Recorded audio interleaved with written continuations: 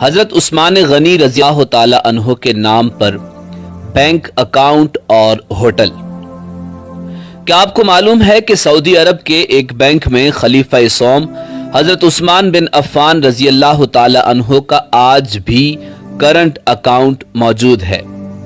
یہ جان کر آپ کو حیرت ہوگی کہ مدینہ منورہ کی میونسپلٹی میں سیدنا عثمان بن عفان رضی اللہ تعالی عنہ کے نام پر باقاعدہ جائیداد رجسٹرڈ ہے اور آج بھی حضرت عثمان رضی اللہ تعالی عنہ کے نام پر بجلی اور پانی کا بل آتا ہے۔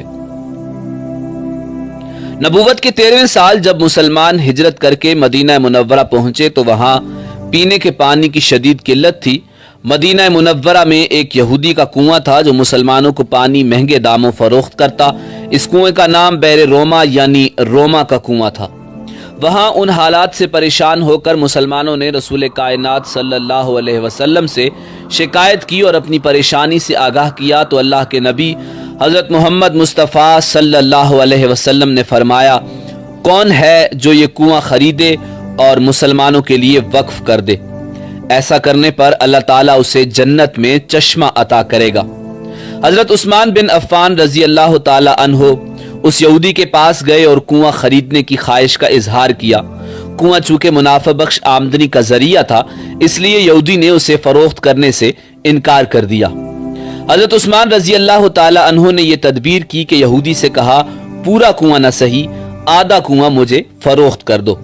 آدھا کنواں فروخت کرنے پر ایک دن کنویں کا پانی تمہارا ہوگا اور دوسرے دن میرا ہوگا۔ یہودی ان کی اس پیشکش پر لالچ میں آ گیا۔ اس نے سوچا کہ حضرت عثمان رضی اللہ تعالی عنہ اپنے دن میں پانی مہنگے داموں فروخت کریں گے، اس طرح اسے زیادہ منافع کمانے کا موقع مل جائے گا۔ چنانچہ اس نے آدھا کنواں حضرت عثمان رضی اللہ تعالی عنہ کو فروخت کر دیا۔ سیدنا عثمان غنی رضی اللہ تعالی عنہ نے وہ کنواں اللہ کی رضا کے لیے وقف کر کے اپنے دن مسلمانوں کو کنویں سے مفت پانی حاصل کرنے کی اجازت دے دی۔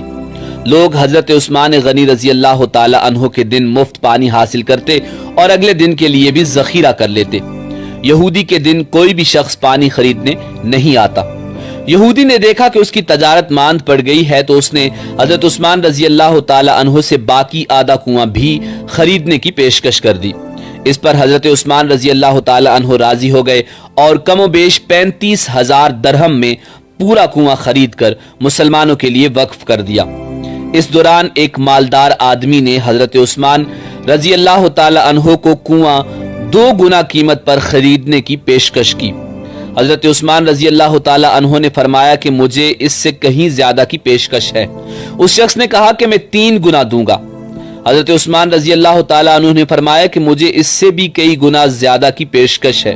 اس آدمی نے کہا کہ اے عثمان میں تمہیں 4 گنا دوں گا۔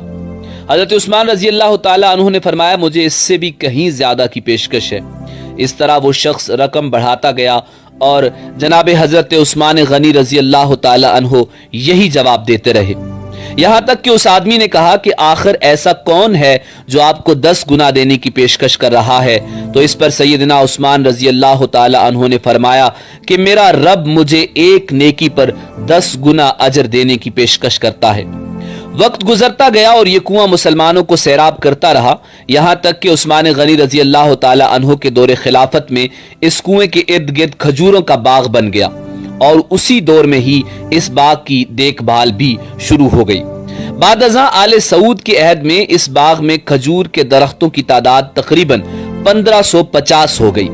حکومت وقت نے اس باغ کے گرد 4 دیواری بنوائی اور یہ جگہ میونسپلٹی میں حضرت عثمان بن عفان رضی اللہ تعالی عنہ کے نام پر رجسٹرڈ کر دی گئی۔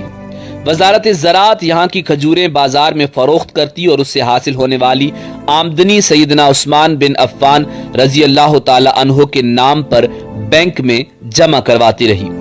چلتے چلتے یہاں تک اس اکاؤنٹ میں اتنی رقم جمع ہو گئی کہ مدینہ منورہ کے مرکزی علاقہ میں اس باغ کی آمدنی سے ایک کشادہ پلاٹ خریدا گیا جہاں ہوٹل عثمان بن عفان رضی اللہ تعالی عنہ کے نام سے ایک رہائشی ہوٹل تعمیر کیا جانے لگا۔ اس رہائشی ہوٹل سے سالانہ 50 ملین ریال آمدنی متوقع ہے۔ جس کا آدھا حصہ غریبوں اور مسکینوں کی کفالت اور باقی آدھا حصہ حضرت عثمان بن عفان رضی اللہ تعالی عنہ کے بینک اکاؤنٹ میں جمع ہوگا۔ ذوالنورین سیدنا عثمان بن عفان رضی اللہ تعالی عنہ کے اس عمل اور خلوص نیت کو اللہ رب العزت نے اپنی بارگاہ میں ایسے قبول فرمایا اور اس میں اتنی برکت عطا فرمائی کہ قیامت تک ان کے لیے صدقہ جاریہ بنا دیا۔ یہی وہ لوگ ہیں جن کی جانیں اور مال اللہ تعالیٰ نے اپنی جنتوں کے بدلے خرید لیے۔ یہی وہ لوگ ہیں جنہوں نے اللہ کے ساتھ تجارت کی، جنہوں نے اللہ رب العزت کو قرض دیا، اچھا قرض، اور پھر اللہ تعالیٰ نے انہیں کئی گنا بڑھا کر لوٹایا۔